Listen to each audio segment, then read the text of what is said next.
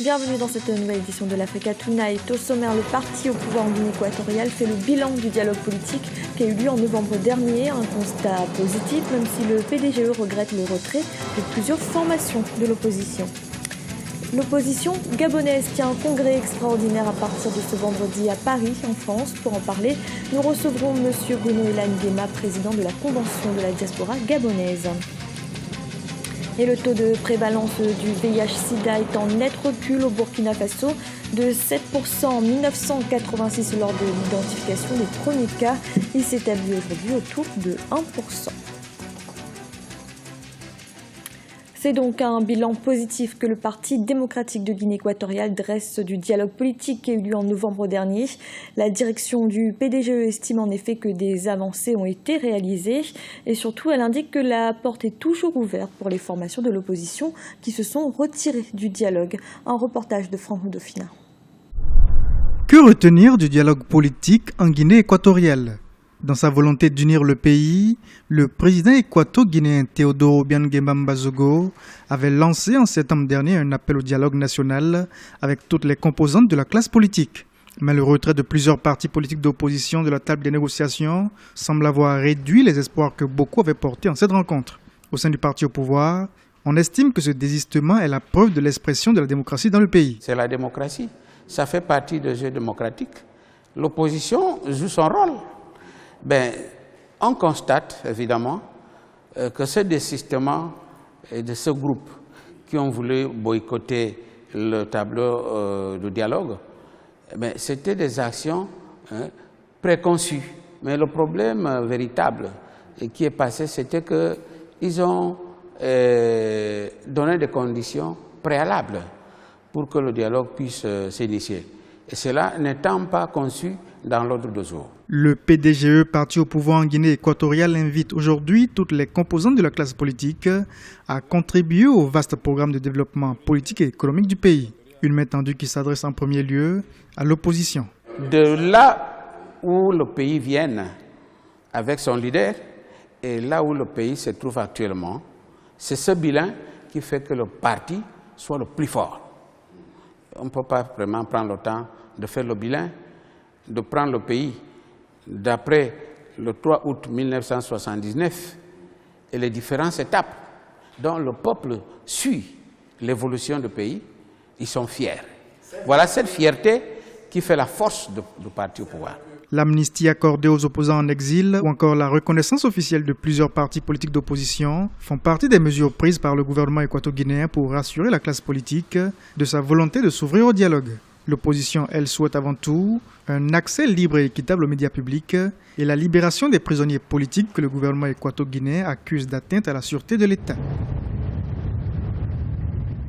Dans l'actualité également, un congrès extraordinaire de l'opposition gabonaise se tient à partir de ce vendredi 5 et jusqu'au 7 décembre à Paris, en France. Ce rendez-vous est organisé à l'initiative de la Convention de la diaspora gabonaise. Doivent y participer des membres de l'opposition gabonaise, mais également de la société civile, de la diaspora et des représentants des syndicats. Et pour en parler, nous recevons sur notre plateau M. Bruno Elan-Guema. Vous êtes président de la Convention de la diaspora gabonaise. Bienvenue. Merci. Merci d'avoir accepté notre invitation.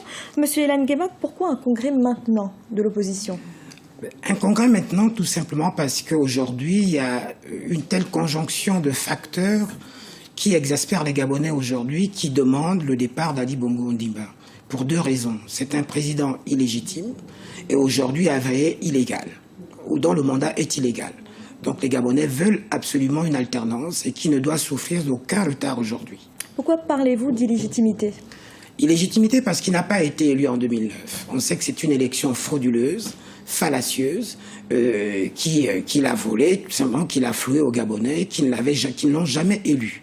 Et aujourd'hui, il s'avère que, qui plus est, malgré, au-delà de cette illégitimité, c'est un mandat qui est usurpé et son statut est quasiment illégal au vu de la constitution gabonaise. pourquoi ce congrès est-il organisé à l'initiative de la Convention de la diaspora? Il fallait bien que quelqu'un l'organise, c'est-à-dire que cette convention n'est pas coupée du territoire. Cette convention travaille avec les acteurs politiques du terrain et il était question aujourd'hui que cette réunion, ce concert, qui est extraordinaire, parce que c'est du jamais vu au Gabon, au-delà des accords de Paris qui n'étaient pas du tout dans le même contexte, ce congrès-là a pour objectif justement de permettre d'offrir un plateau de discussion qui permettra à toute l'opposition réelle du Gabon de proposer une charte et une feuille de route qui permettra justement de déployer une série d'opérations qui permettra à ce régime d'arrêter son massacre. Alors justement, vous évoquez cette charte que vous appelez charte de la transition. Dans le programme, on peut voir que cette charte prendra effet à l'issue du congrès jusqu'à exécution complète. Alors je cite votre programme: de son contenu de la déposition constitutionnelle du pouvoir actuel selon les voies qu'elle adoptera. Qu'est-ce que cela signifie? Alors ça signifie très simplement que il s'agira de définir un cadre moral et éthique sur le plan politique qui va limiter justement les dispersions d'objectifs et d'intérêts qui ont toujours fait d'ailleurs le lit du pouvoir. C'est-à-dire que pour un petit pays comme celui-là, on n'a pas besoin d'une flopée de candidats, l'opposition, alors que les résultats se sont toujours avérés à l'avantage de l'usurpateur. Par conséquent, il est plutôt intelligent qu'aujourd'hui, une synergie naisse au sein de cette opposition au pouvoir, et même avec l'opposition d'arrangement ou d'accompagnement du pouvoir, de sorte qu'une véritable stratégie qui pourrait mettre fin à ce régime se mette en place. Et non seulement ça permettrait aussi de relancer, de faire renaître la confiance au sein du peuple gabonais aujourd'hui désabusé. Monsieur Nguema, est-ce que ce congrès, c'est une manière de dire pour la diaspora qu'elle souhaite une candidature unique de l'opposition en 2016 ? Pas forcément. Il faut d'abord créer un cadre parce que le contexte actuel est anticonstitutionnel. Il faut d'abord assainir toutes les voies, en tout cas tous les moyens juridiques qui permettront justement à ce pays d'avoir un véritable statut de pays d'état de droit. Une fois que ce contexte sera assaini, bien entendu, la voie sera libre à toute velléité, c'est-à-dire qu'à tous ceux qui voudront, tout Gabonais qui voudra se présenter à la candidature présidentielle le fera.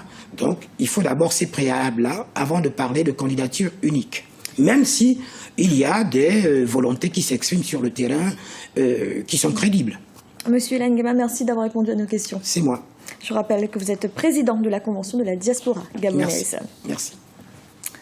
Dans le reste de l'actualité, tendance positive au Burkina Faso dans la lutte contre le VIH-Sida. Les dernières enquêtes révèlent que le taux de prévalence s'établit aujourd'hui autour de 1%. Un résultat qui montre un net recul lorsqu'on sait qu'en 1986, ce taux s'est élevé à près de 7% et que la maladie est considérée comme endémique. Un reportage de notre correspondant Wendiam Valentin Compaoré. 2 candidats officiels au sein du Front patriotique de Michael Sata. Depuis la disparition du président zambien le 28 octobre, son parti est en ébullition et les rivalités sont de plus en plus affirmées.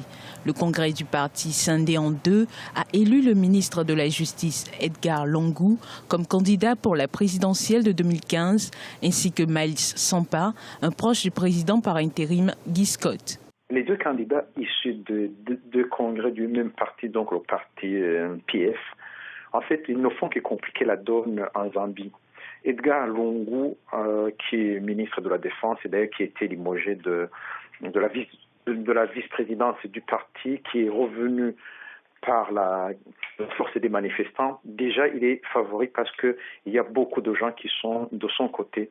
Parce que l'autre candidat, Sampa, qui est le candidat du vice-président en intérim et qui ne peut pas se présenter, Scott, aura du mal vraiment à percer au niveau du peuple zambien. Cette scission majeure au sein du Front patriotique s'est intensifiée avec des procédures judiciaires visant les 2 camps.